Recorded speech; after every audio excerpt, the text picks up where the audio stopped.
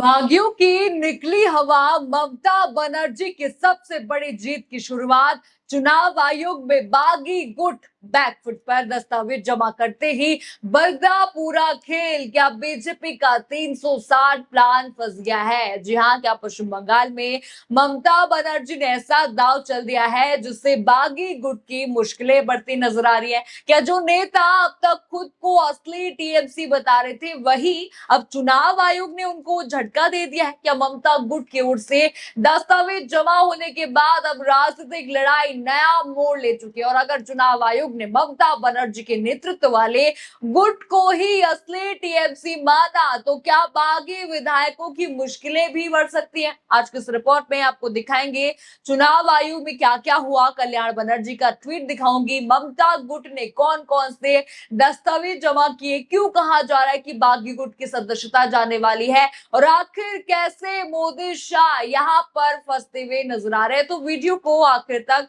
यहाँ पर जरूर देखिएगा। नमस्कार, मैं हूँ राधा राणा और आप देख रहे हैं पीआरबी। दोस्तों, पश्चिम बंगाल की राजनीति में इस वक्त सबसे बड़ी हलचल चुनाव आयोग के दरवाजे पर दिखाई दे रही है।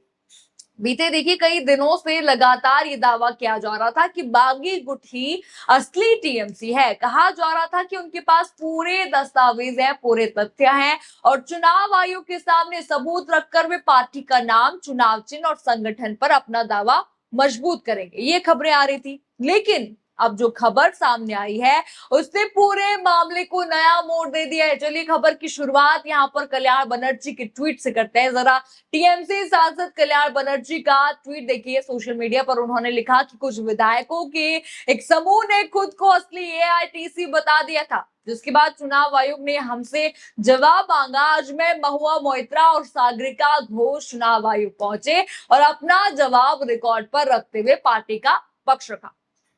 ट्वीट आपने यहाँ पर देखे, यानी कि देखिए ममता बनर्जी के भरोसेमंद नेताओं ने खुद चुनाव आयोग पहुंचकर पार्टी का आधिकारिक जवाब दाखिल किया। कल्याण बनर्जी वहां पर थे, महुआ मोइत्रा वहां पर थी, और सागरिका घोष, ये तीनों वहां पर आपको साथ में दिख रहे होंगे। तीनों ने चुनाव आयोग के सामने अपना पक्ष रखा। यहीं से राजनीतिक माहौल बदलता हुआ दिखाई देने लगा, क्योंकि ममता गुट ने तो अपना जवाब और दस्तावेज आयोग के सामने रख दिए, और देखिए अटकलें लग रही है कि ममता के पक्ष में ही फैसला आएगा।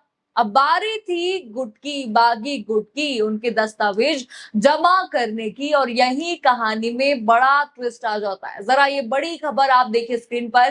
टीएमसी पर दावे को लेकर खींचतान, ऋतप्रद बनर्जी के नेतृत्व वाले गुट ने चुनाव आयोग से और समय मांगा।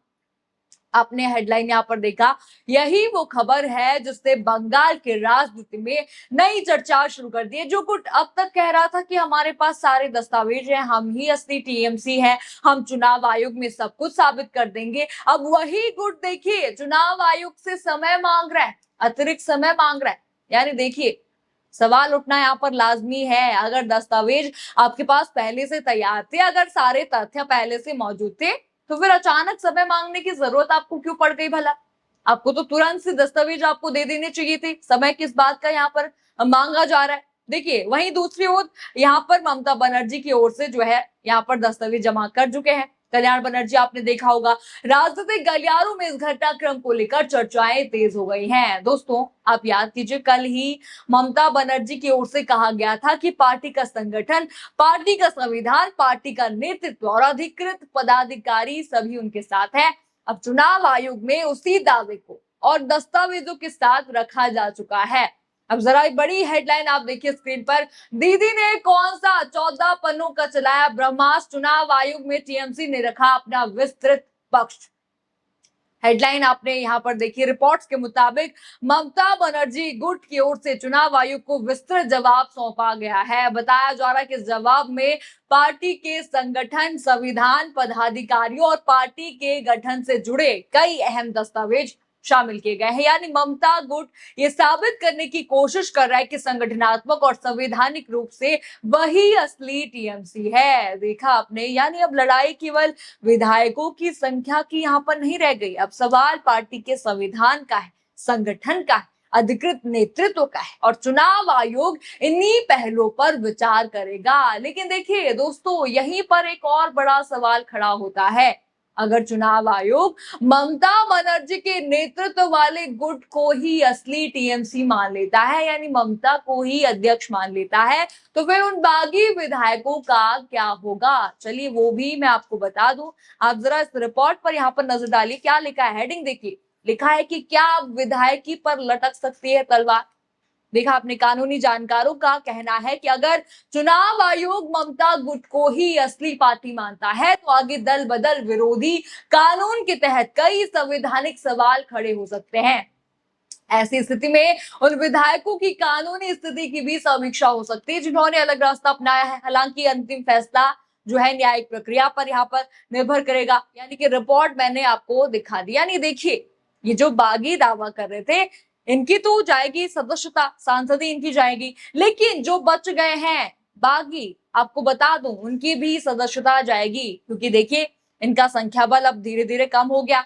इनकी अगर ये ऋतुपर्ण बनर्जी और इनका जाएगी सदस्यता तो बाकी बागियों की भी जाएगी। और देखिए यहाँ भी अगर बच गए किसी भी तरीके से, अगर ये बागी यहाँ बच गए तो आपको पता ही है अभिषेक बनर्जी पहले ही याचिका दायर कर चुके। आपको याद होगा 21 पन्नों की याचिका उन्होंने दायर की थी। और देखिए दल बदल कानून अगर इन पर लग जाएगा तो सांसदी जाना इनका तय है। और देखिए ऐसा होता है तो सबसे बड़ा खतरा होगा बीजेपी यानी मोदी शाह को, मुश्किलें इनकी बढ़ जाएंगी। वो भी आपको बता दूं कैसे। देखिए एक तो बागी हाथ से इनके गए, है ना, 360 का गणित भी इनका पूरा नहीं हो पाएगा। और दूसरा, इन बागियों की वजह से पहले ही बीजेपी नीतीश नायडू को नाराज कर चुके हैं। आपको पता ही है, खबर वहां पर चल रही थी कि बीजेपी ने नीतीश नायडू को साइडलाइन कर दिया है, अब जरूरत नहीं है भाजपा को नीतीश नायडू की, ऐसी खबरें चल रही थी। पर अब देखिए दुनिया गोल है, आज पता चल गया अपने ही खेल में भाजपा फंस जाएगी। देखिए किस तरह से फंस जाएगी, आपको बता ही दिया है। 360 का गणित इनका खराब हो चुका है और साथ ही नीतीश नायडू भी इनके हाथ से जाएंगे। फिलहाल मुद्दा अभी बागियों का चल रहा है, खतरा इन पर मंडरा रहा है। दोस्तों याद कीजिए, कुछ दिन पहले लगातार दावा किया जा रहा था इन बागियों की तरफ से कि हमारे साथ जो है 2/3 विधायक है, हम ही असली टीएमसी है, चुनाव चिन्ह हमें मिलेगा। लेकिन अब तस्वीर बदलती हुई दिखाई दे रही है। एक तरफ ममता गुट दस्तावेज जमा कर चुका है, दूसरी तरफ बागी गुट जो है समय मांग रहा है। इसी वजह से अब राजनीतिक विश्लेषक कह रहे हैं कि शुरुआती बढ़त फिलहाल ममता बनर्जी के पक्ष में जाती दिखाई दे रही है। अब सबकी नजर चुनाव आयोग के अगले कदम पर है। क्या आयोग ममता गुट के दस्तावेजों से संतुष्ट यहाँ पर होगा? क्या बागी गुट तय समय पर अपने दावे के समर्थन पर पर्याप्त दस्तावेज पेश कर पाएगा? और सबसे बड़ा सवाल, क्या इस लड़ाई से बीजेपी का मिशन 360 फेल होगा? आपको क्या लगता है इस खबर पर? हमें कमेंट सेक्शन में अपनी राय जरूर बताइए। खबर आपको पसंद आई हो तो वीडियो को लाइक करें, शेयर करें और चैनल को सब्सक्राइब करना बिल्कुल मत भूलिएगा। और बने रहिए पीआरबी के साथ। धन्यवाद।